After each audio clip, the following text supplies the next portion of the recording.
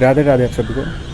पिछले वीडियो में हमने जाना नॉर्मल लैप्स रेट के बारे में, मोस्ट एडियाबेटिक लैप्स रेट के बारे में और ड्राई एडियाबेटिक लैप्स रेट के बारे में। इस बार हम लोग रेनफॉल को समझने के लिए एक और कदम आगे बढ़ा रहे हैं। तो उस चीज़ को समझने के लिए आप 3 चीज़ें और समझिए। ह्यूमिडिटी क्या होता है, ह्यूमिडिटी कैपेसिटी क्या होता है और रिलेटिव ह्यूमिडिटी क्या होता है।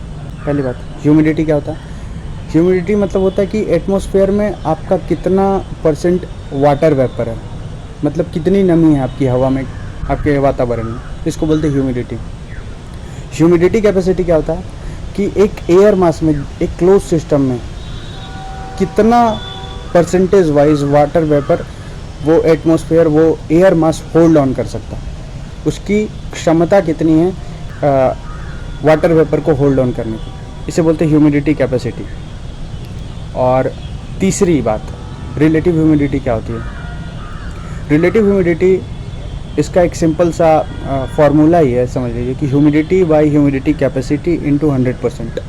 और रिलेटिव ह्यूमिडिटी जब भी 100% क्रॉस होता है तभी ही आपका बारिश होता है, और अगर 100% के नीचे है तो बारिश नहीं होता।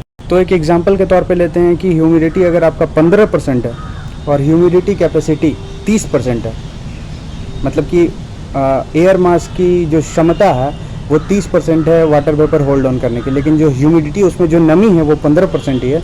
तो रिलेटिव ह्यूमिडिटी कितना हो जाएगा, 15/30 इंटू 100, मतलब 50%। तो 50% कभी भी बारिश नहीं करा सकता है। जब भी बारिश होगा वो RH 100% के पार ही जाएगा, तभी बारिश हो सकता है।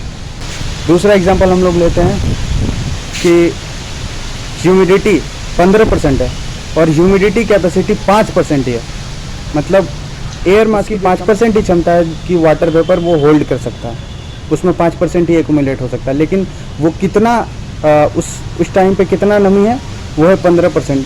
तो इसका RH कितना हो जाएगा, 15/5 इंटू 100 कितना हो जाएगा, 300%। और जब भी 100% RH क्रॉस करेगा, 100% जब भी RH आएगा तो इसको बोलते हैं सैचुरेशन। और जब भी RH 100% क्रॉस करेगा, मतलब 110 के आसपास जाएगा या उससे ज़्यादा जाएगा, तो बहुत ज़ोरदार बारिश होगी। तो अब आप समझ गए हैं कि रेनफॉल किस टाइम पे होती है।